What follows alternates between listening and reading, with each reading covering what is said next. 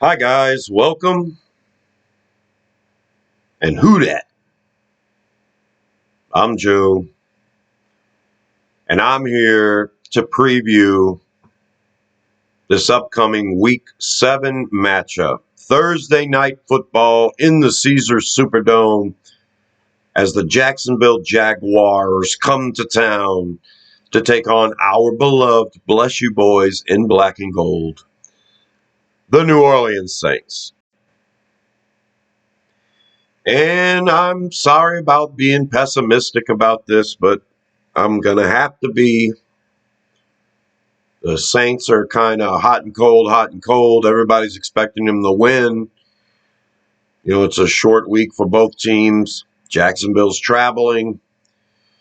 And, you know, it's kind of like would be par for the course if the Saints, who looked awful this past weekend, would look good on Thursday night. And then you would expect them to look bad next week and then good the next week. But no, I'm being pessimistic about it. I don't see much of a chance of this offense improving as long as we're struggling on the offensive line. So let's talk about the Saints roster first, and let's pull up the offense. We've released Jake Luton at quarterback because we now have Jake Haener back. His 6-game suspension is over. And the performance-enhancing drug taker is back on the team. At running back, we have put Jordan Mims on the active roster officially. I don't think Jamal Williams is officially on the roster. He's practicing. When you come back from IR, you can practice, I think, up to 3 weeks, and then you have to be put on the active roster. So he's practicing. Now, I'm going based on a projected injury list. Today is Tuesday, and the Saints are, I think, technically actually going to practice today, and there'll be an injury report out, much more accurate. We won't know for sure about all of this until Thursday morning, probably, or Wednesday afternoon. More accurate than what we have now. But the injury report looks pretty bad. Jamal Williams is practicing, and it's expected to be limited. I've got him here on the depth chart. If he doesn't play, we won't bring anybody up. We'll just be going into the game with Kamara and Kendre Miller and Jordan Mims. Mims played special teams this past game, so he was active. Fullback Adam Prentice is on IR now, so there is no fullback. I was tempted to put J.P. Holtz there. He's on the practice squad, though, and he's not officially on the active roster yet. We look the same at wide receiver. Juwan Johnson is still not participating in practice, so he will likely be out for this game again. That's really hurting us at tight end. Having Taysom Hill have to take all these snaps at tight end / wide receiver because Juwan Johnson can't get back on the field with that calf. But our biggest issue is offensive line. I've put James Hurst as the starting left tackle because the Saints were determined this past game. We found out at the last minute Andres Pete wasn't going to play, with this groin injury, and then we decided to ride with Max Garcia as our left guard. Instead of keeping Hurst there and starting Penning at left tackle, we would rather make the switch now and put Hurst at left tackle and start Garcia. Then they have kind of the consistency that we've had all year with Hurst at guard and Penning at tackle. Well, James Hurst is a better left tackle than left guard. This is true. But he gets hurt right out of the gate in the game, so Penning has to come in and play. Landon Young is still injured with the hip. He's missed several games, and he's not practicing this week, so he's going to miss this game. Ryan Ramczyk at right tackle got a concussion in this past game, and there's no way he's going to pass the protocol and play on Thursday. So I have no idea what we're going to do. Landon Young, maybe he's ready to go by Thursday and he can start at right tackle. Yeah, I don't know. I really do believe we need to go and get a body. Now, we have Mark Evans on the practice squad right now. I believe we signed another guy that's on our practice squad that's a tackle. We're going to have to elevate somebody. Now, do we start one of those guys or do we go in with Ruiz at right tackle again? I don't know if that's a good idea. Just go and get a body off the street feels like it would be better than putting Ruiz at right tackle.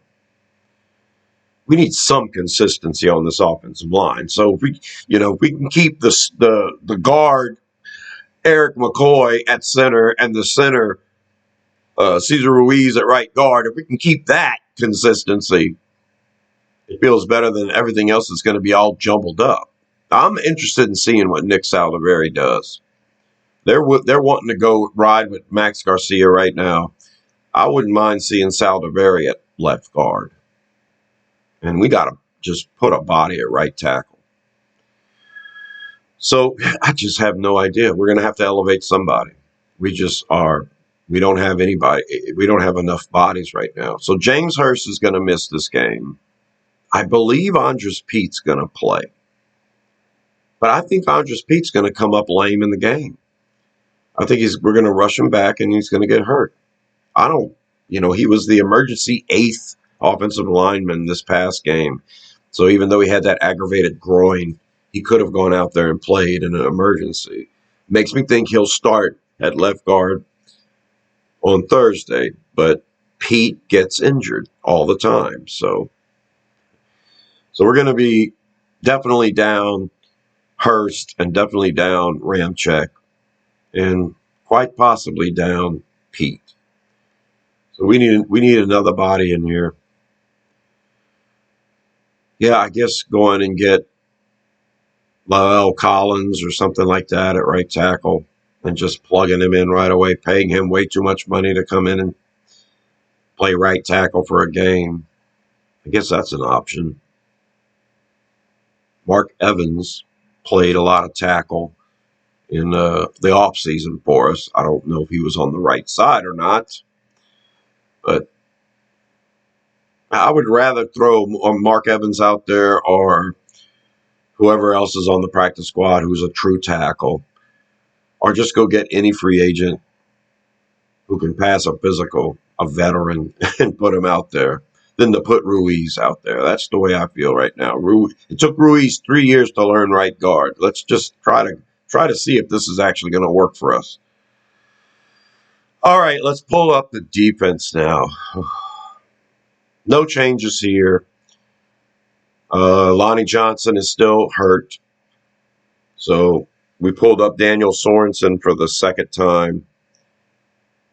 And we can't pull up Jonathan Abram anymore. So unless we put Abram on the active roster, we're just going to have to pull up Sorensen again, probably, if Lonnie Johnson can't go. And I don't think he'll go. He was projected not to practice this week again. The problem is JT Gray got hurt too. And he's a good special teamer. So I believe our gunners are going to be Yadam and Ugo Amadi. I think we've got that covered. Is there a way to manipulate the roster to put Jonathan Abram on permanently?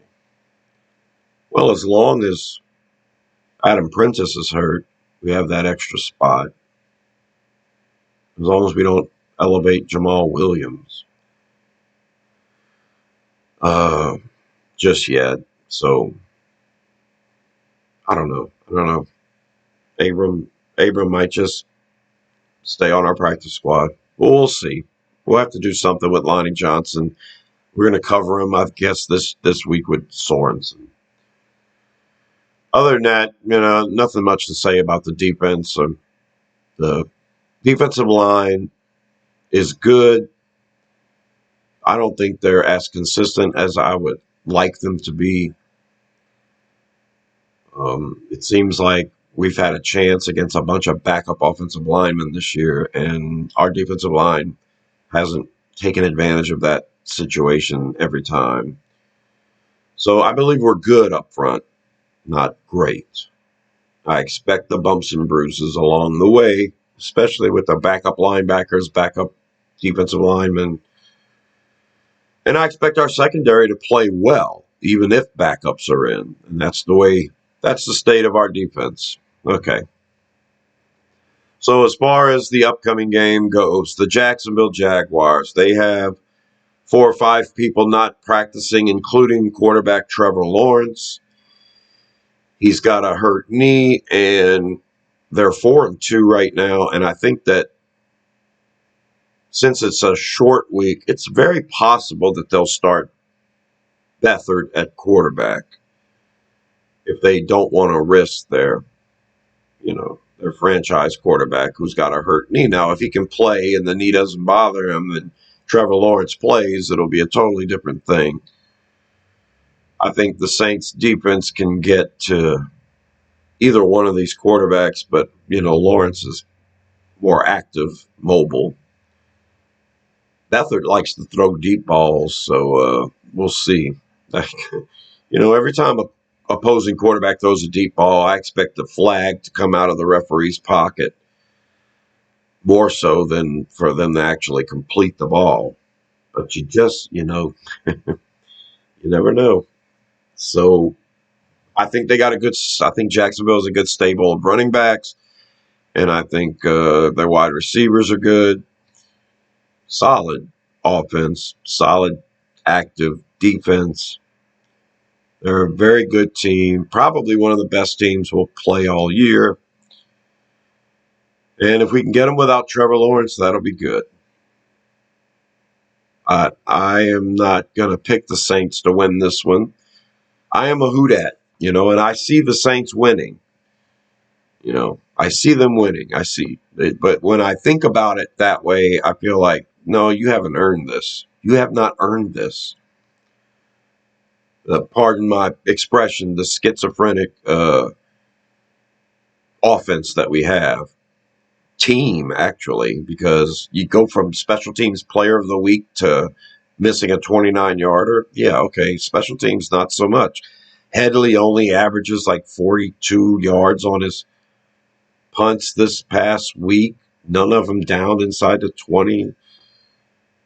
Everybody struggled. Defense allows 17 points in the first half. And the offense just, I have no faith at all. So, my prediction for the game, Saints lose. And I hope I am proven wrong. I hope we win 45-0 and we can all feel good for a week. But if Trevor Lawrence plays, I predict the final score to be the Jaguars 27, the Saints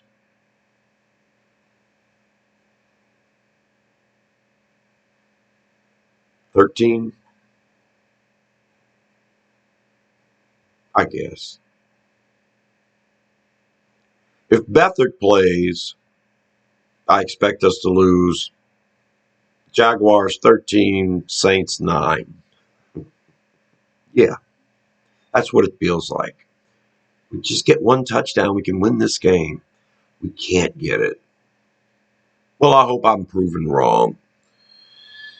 And I'm going to be pretty pessimistic about it as long as this team struggles the way they're struggling. And subscribe to Rosenfield 10 because I can be cheerful when the Saints play well. It's just basic nature. Subscribe for more videos like this. I will be doing a review and recap of the Jaguar Thursday night game, and that will come out this weekend. And until then, I'll talk to you later. Who dat?